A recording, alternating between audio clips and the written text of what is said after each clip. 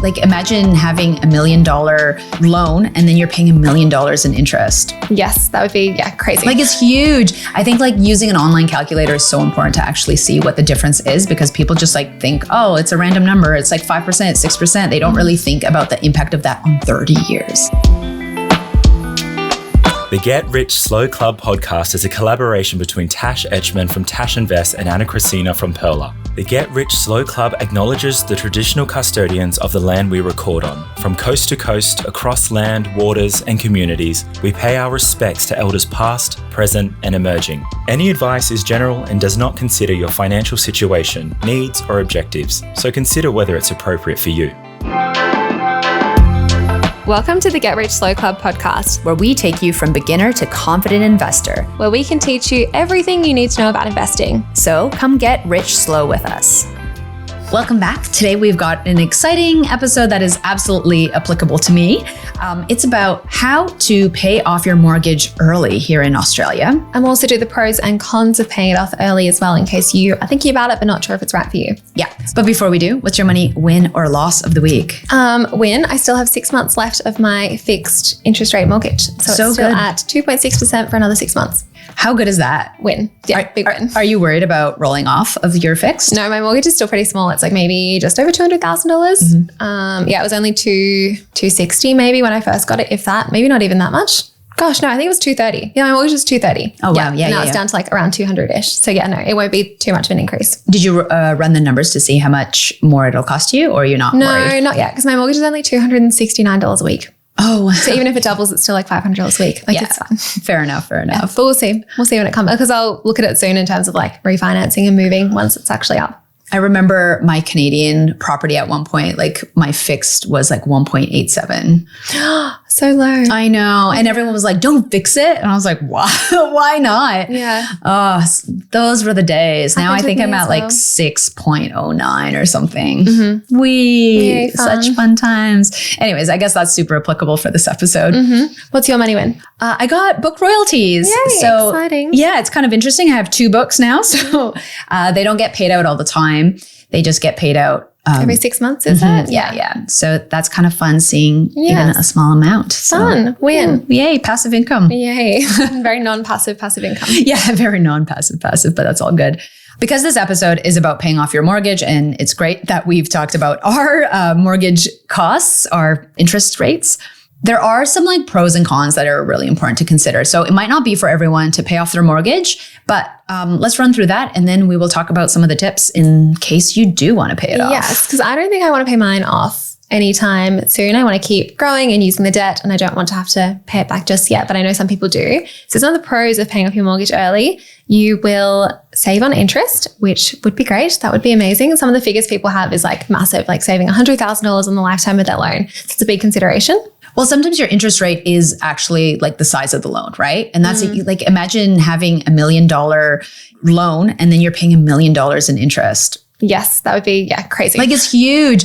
I think like using an online calculator is so important to actually see what the difference is, because people just like think, oh, it's a random number. It's like 5%, 6%. They don't really think about the impact of that on 30 years. Yeah, and on a huge loan as well. I was working out how much I've paid off my mortgage and how much I paid of in interest, and I paid more in interest than I've actually paid off the loan so far. Yeah. Which is crazy. Crazy. Another big pro is financial freedom. Like just having additional money, part of your cash flow, you can then invest it. Like that's a really great way. So it's a huge relief. Yeah, it's more of that mental thing of like, I don't have to pay my mortgage. Like I'm safe, I'm good to go. I can just live here forever. And some people really need that. Like they want the security, and that's totally fine. Yeah, like debt doesn't stress me out too much. I know I only have a small mortgage still, but I know some other people are a lot more stressed out by the thought of having debt hanging over their heads. Mm-hmm. And having like a bit more cash flow can be a bit more flexible. Yeah, so that's called like the peace of mind. You own your own home outright, and that's amazing. Reduced risk as well. If something goes wrong, you have a paid off home. That's amazing. Especially if you're going closer to retirement, or you have health issues and you just want to have a home. You don't want to worry about where you're going to live. Like that's a huge thing. Definitely. And then retirement security. In Australia, our retirement system is based off you owning your own home outright. And I think this is often missed from some of the conversations. So it is at some point maybe ideal to either pay off your home completely, maybe not early, but completely at some point, or making sure you kind of have something else. And then there's the cons of paying off your mortgage early. And I know, Tash, you talked a little bit about this, but one of them is opportunity cost. So for a lot of people, if you're paying down your home, you have a huge percentage of your portfolio in one house, in one place, in one country, in one city, right? Like that can be a huge risk. And if you're actually looking at other opportunities, you could be investing it somewhere else. You could be investing in ETFs, which are a bit more diversified, or potentially a property elsewhere. Yes. So it's really important to think about the opportunity cost when it comes to paying down a home. And the leverage you can get when you have access to a home loan or a home is really big. Like you can borrow against your house to buy shares or other things. That comes with a huge risk as well. But the growth opportunities are really there if you look for them. There is less liquidity though. Like we've said many times before, you can't just sell one bedroom or sell a kitchen to pay for something. But with shares, you can just sell a parcel of shares if you need to. So you need to be mindful of that. You can also potentially miss out on some tax benefits. If you're paying down your own home, you're not actually benefiting tax-wise, except for the fact that you're not paying tax on your savings. There's that. But there's other opportunities. For example, there's debt recycling where people actually pull out equity from their home and they're investing it elsewhere into an income-producing asset. And that actually might be more tax advantage because you can write off some of that debt. Definitely. Possible fees. Like I know I couldn't pay mine off early at the moment because it's still fixed. I know this isn't relevant to most people, but me making sure there aren't any fees if you are going to pay that off as well, and reduce flexibility as well. If you have access to those funds, you could pull them back out and have that home loan open still to buy something else or buy shares or renovate or something like that. But once you pay it off, it's closed and it's gone and you have to apply again for a new loan or mortgage. Yeah, those are great. So now how do we actually pay it off early? Well, the first one, which is the most common sense, but for some people, like you would never even think about this, is call your bank up. Call your bank up and see if you can reduce your interest rate. I do this every 6 months. I reach out to my broker and I say, hey, can you reduce it? And they try to do that for me. And that's happened over the last little while for me. Amazing. So that's really great. And that actually saves you so much money over the long run. So I love putting it into the calculator, into a mortgage calculator, and see how much that will save me. Yeah, definitely. And then make sure you actually put that money that you're saving towards your home loan if your goal is to pay it off early instead of just letting it disappear into the world. More cash flow. Yes. Increase your repayment frequency. So switch from monthly to fortnightly or even weekly. I pay mine weekly. Interest is calculated daily. But if you're only paying it off every month, then you're accumulating more interest that way. So I pay mine off weekly.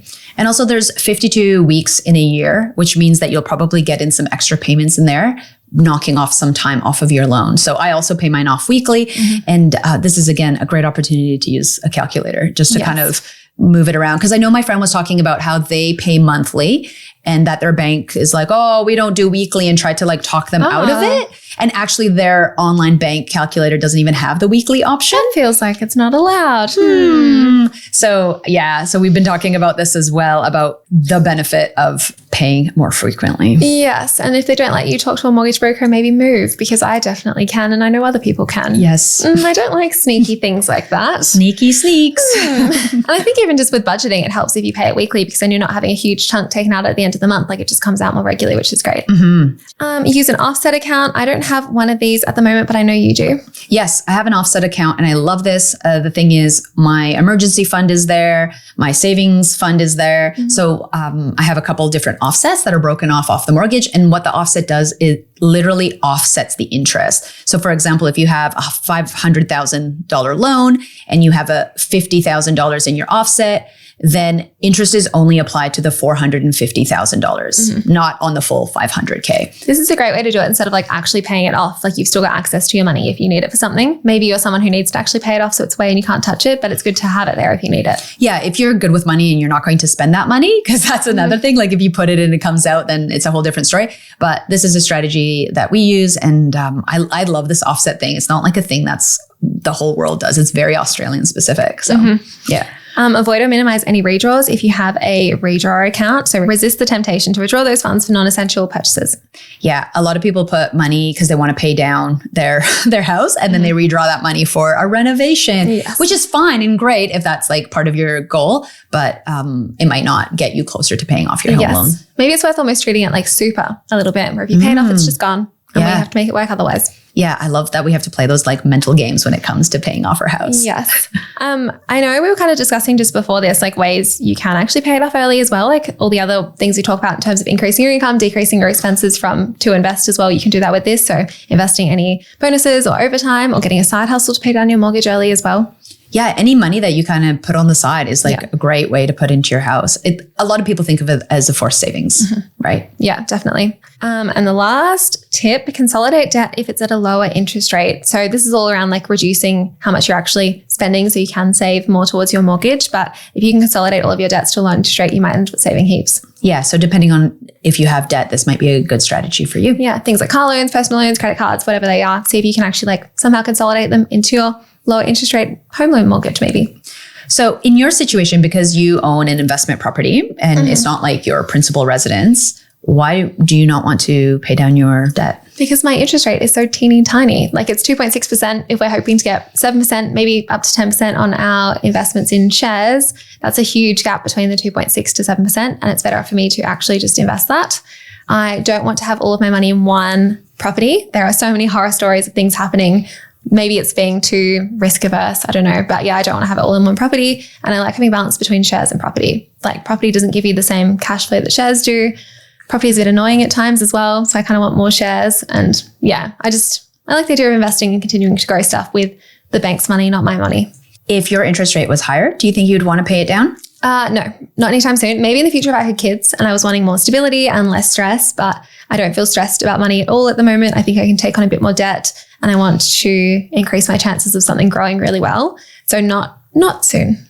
And you're thinking of buying a new property. Do you think you would do it with that property? No, because they are both like tax deductible. The interest on those is, Yeah, that's the big thing. I think like I didn't really understand that when I had my property in Canada. And when I moved to Australia, I had like a bunch of savings and I sent it back and paid off my debt in Canada. Oh, yeah. I don't know why. Like I was like, oh, like a good thing is like building wealth in my property. So I'll pay off some of the mortgage, but it was like tax deductible. And I just wasn't thinking about how it could be advantageous to me, you know? Yeah. And I'm so young as well. Like 30 years from now, I will be 56. And that's before typical retirement age. Like my properties will be paid off by the time I'm properly fully retired anyway. Yep. I think this is a different story if you are in your like 40s or 50s and you don't want to be paying off your property when you're 80, because are we really going to be working that long? Maybe not. But for me, it's like, I know I'm going to be working. I'm not going to be earning money. So not stressful now, but maybe I'll change my opinion. And I hope interest rates will come down a little bit.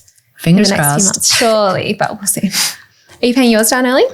Kinda no. Kinda no. So I sold my Canadian property last year and then I moved all that money. So you paid that one down? Offset. No, I sold it. Oh, but you were transferring money initially to pay it off early? Your Canadian one? Long time ago. Okay. Yes. So like when I first moved to Australia, so maybe like 9 years ago, I had some like money that I sent over there. Kind of a little bit in that one and then you sold it? Yeah. So I held onto it for a while and then eventually I sold it. I sold it last year. And all the proceeds of that, I transferred over to Australia. And because of the exchange rate, I got more money, which is yay, like in Australian dollars. And then that's in the offset. So the goal is not to pay down the house. We're happy to have money in the offset and hopefully reduce our interest, which is great. And then eventually we want to hit a specific point. We're thinking in about a year's time because I'm still working part-time. So we want to ensure we still have some stability. It'd be different maybe if I was working full-time. Then we would like to do some debt recycling. So we would like to then pay off a part of the loan, pull the money out, and then invest it into income producing assets. Ideally ETFs is the goal around that. So no, we don't want to pay down the house. We do want to make it tax advantageous. Yeah. So then you're kind of like taking advantage of it in the short term with your offset. Yes. Yeah. So it's not really paying it off officially, but you've got the money there. Well, we're saving money, right? That's what it is. We're not paying it off, but we're saving money because we're putting more money into our offset. Yeah. So we're like trying to squirrel all our money into our offset. And we have like a couple different accounts. One that's like a checking account, money comes in, money goes out. And then another one that's savings and we don't touch it. And I really love that because it's like, we just don't touch it. So it's almost like having a saving account somewhere else. Yeah.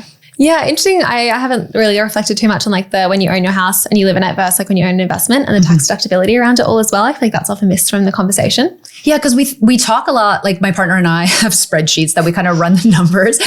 Tash, you know this because I always tell you, I was like, oh, look at this new spreadsheet on debt recycling. I'll plan for the next 5 years. Yeah. And when we were kind of looking at it, it made sense for us to maybe do it in 1 or 2 years to do debt recycle. And maybe like that's being conservative with what the market is doing as well. Because it can be quite tax advantageous to debt recycle right now, but we're just also, we're saving money with it, right? Like if you think it over, it's like, we don't have to pay tax on that money, right? We're saving whatever, 6%. Yeah, which is perfect. Yeah. I think it would be a different story if I lived in my house and I wanted to own my own house outright. Maybe I would think differently, but I think because they're both just investments, I don't really care too much about paying off investments. But I understand when people want to pay off their own house early. Yeah. I feel very differently about investment properties too. Yeah. Right? Like you're more emotionally attached to your house. You want to pay it off by retirement. So you feel a bit differently about it. It just depends on how much time you have to do that. And I think another thing that we think quite a bit about is if we have money in investments, those investments will pay us dividends. So we want to kind of get at that point where we would also maybe cover some of our, like a big chunk of our mortgage. So that's just a part of the strategy when it comes to debt recycling that we're planning on doing, right? Trying to balance it all out.